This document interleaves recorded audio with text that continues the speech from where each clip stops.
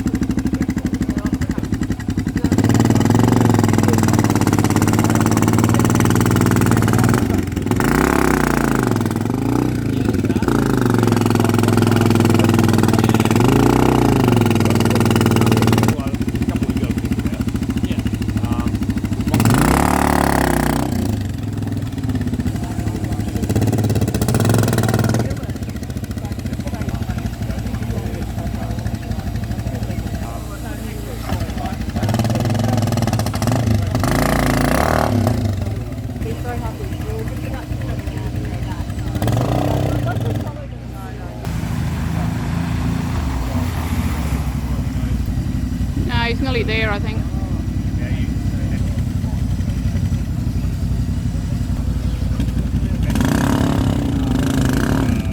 The first one he got into, but he couldn't get out of. He couldn't go back and he couldn't go forward. And some bloke on an ATV who had a winch fitted actually pulled him out, otherwise he'd still be there. So yeah, tough going as his introduction. Tough going as his introduction to the Telegraph Track.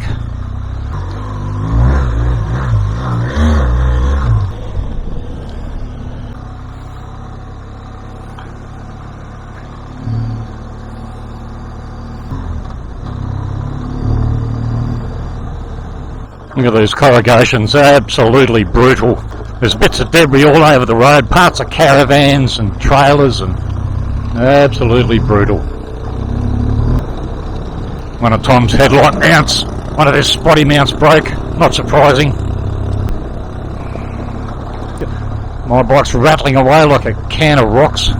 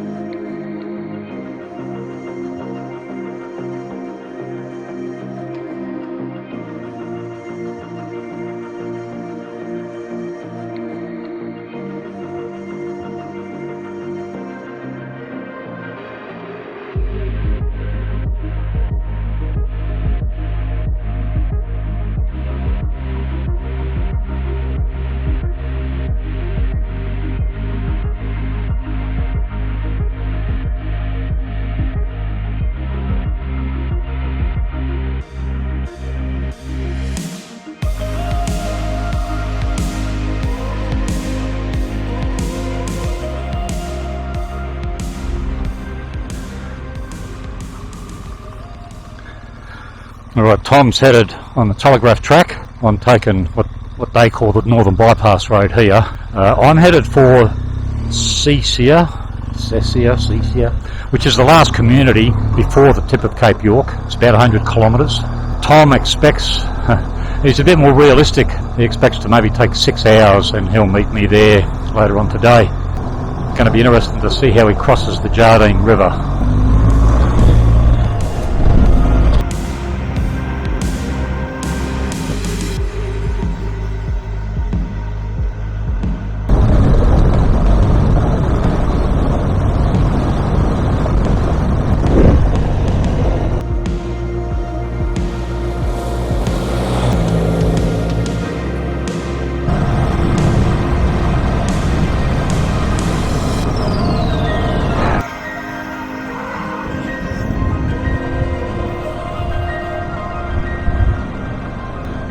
just entering the Jardine River crossing. They've got a small ferry here. It's not a it's not a very wide crossing at all, but too deep to cross. So you pay a fee to not only use the ferry but also to enter the national park.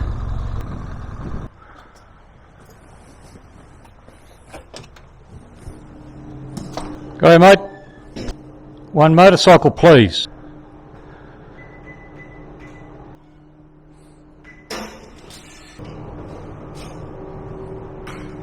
Thank you.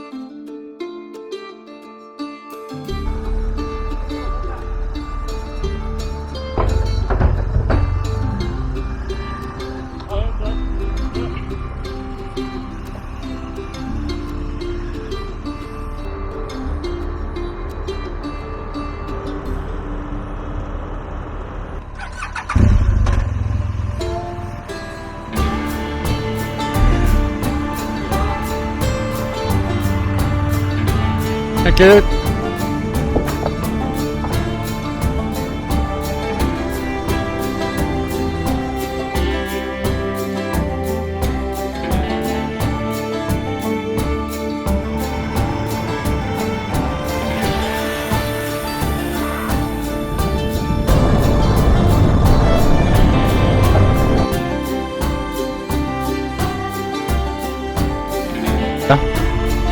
Just outside of their airport, just pulling over to have a look at some old World War II plane wrecks.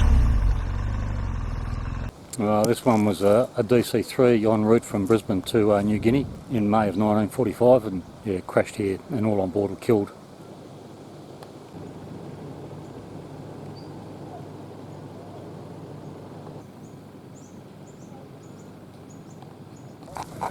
Now this one's a Bristol Beaufort torpedo bomber, Australian made. No history on why it's here.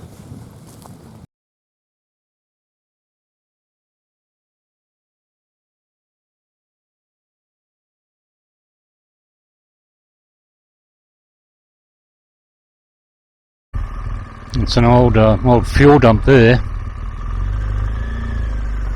I'm actually right alongside their existing airport at the moment. There's some more fuel drums.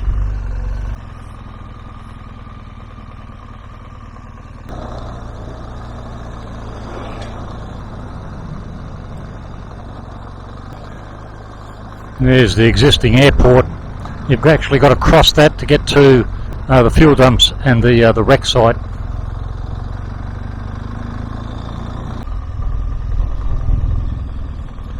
It's nice to see the water. We're nearly there. This is Cecia. It's the last community before the very tip of Cape York, the northernmost point of the Australian mainland. Yeah, the very tip is still about 40 kilometres away. We'll stay here for a couple of nights and rest up, fatten up, and yeah, probably go to the very tip tomorrow, I think.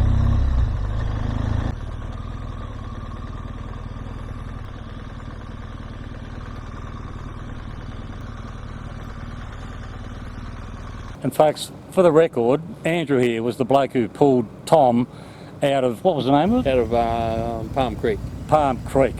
And that was the first obstacle that Tom encountered. So if it wasn't for this bloke, he'd just be bleached bones in the creek line now. He probably had a bit of a rough time going through there.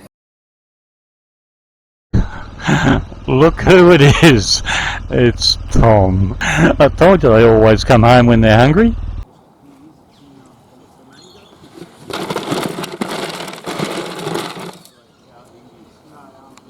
All these blokes we met at the off-centre rally, they're here as well, going to the tip. The old 1150, the GS 1150, they've hit a couple of washouts pretty hard and they've actually cracked the frame on the fuel tank. So they're trying as best they can to try and repair that before they start heading home. So how bad is the leak? Oh, minor. Very, very. It wouldn't But a leak is a leak. It wouldn't be a showstopper. It drips petrol on the ground, put it that way. Not on the exhaust? Well, yeah.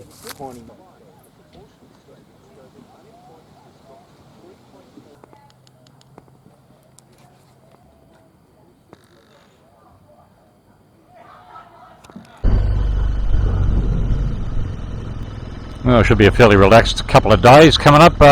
Tom and I are going to go to the tip, that is the tip of Cape York, today in the morning. And there's a couple of other things to see and do. He had a pretty exciting journey on the Ol Telegraph Track. He drowned his bike. Took him 3 hours to get it going.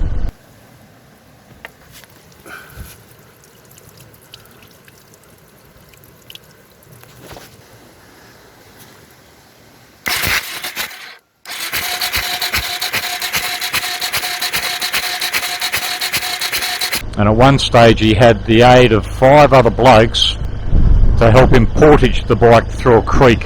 He cut down some timber, shoved it through the bike frame or the wheels, and 6 of them portaged the bike through the creek.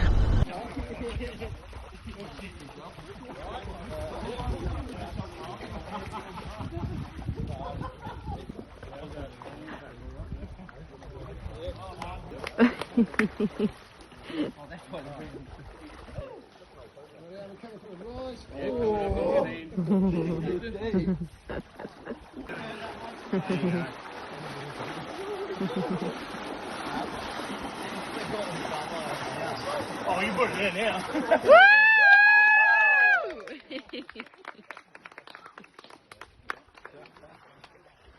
He never completed it. He had to bail out because the conditions were just too tough. But yeah, pretty exciting journey by the sound of it. Just going through a bit of rainforest. Very scenic, very nice, beautiful.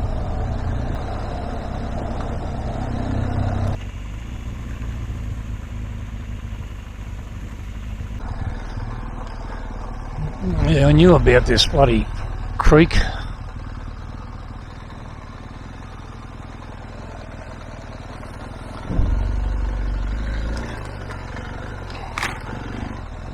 Jeez, I made that look easy.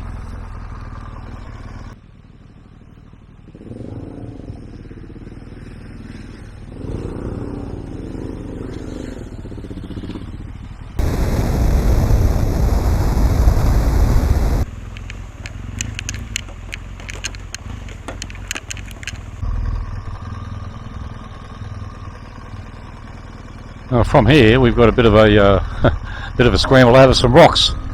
This is as far as we can ride or drive.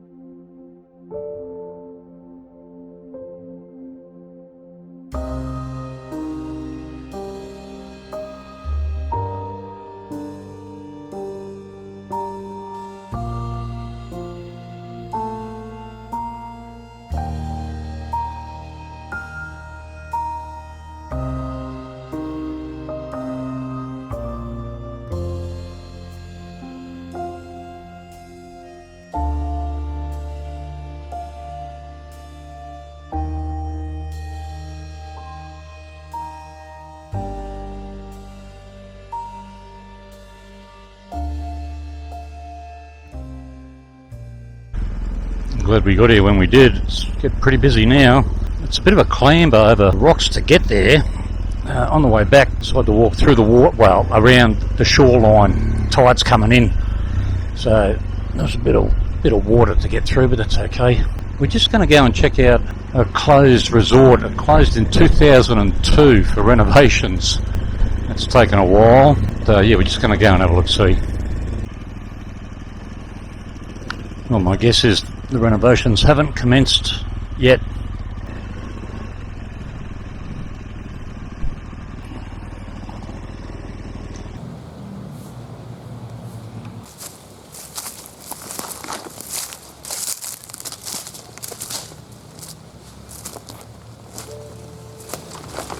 Reminds me of Nam.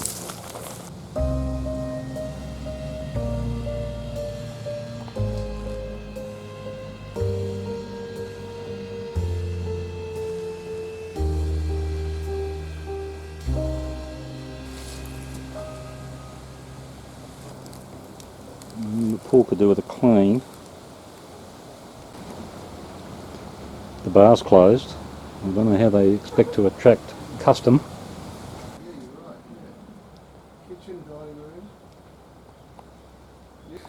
I think with a lick of paint and some minor adjustments we could make a go at this.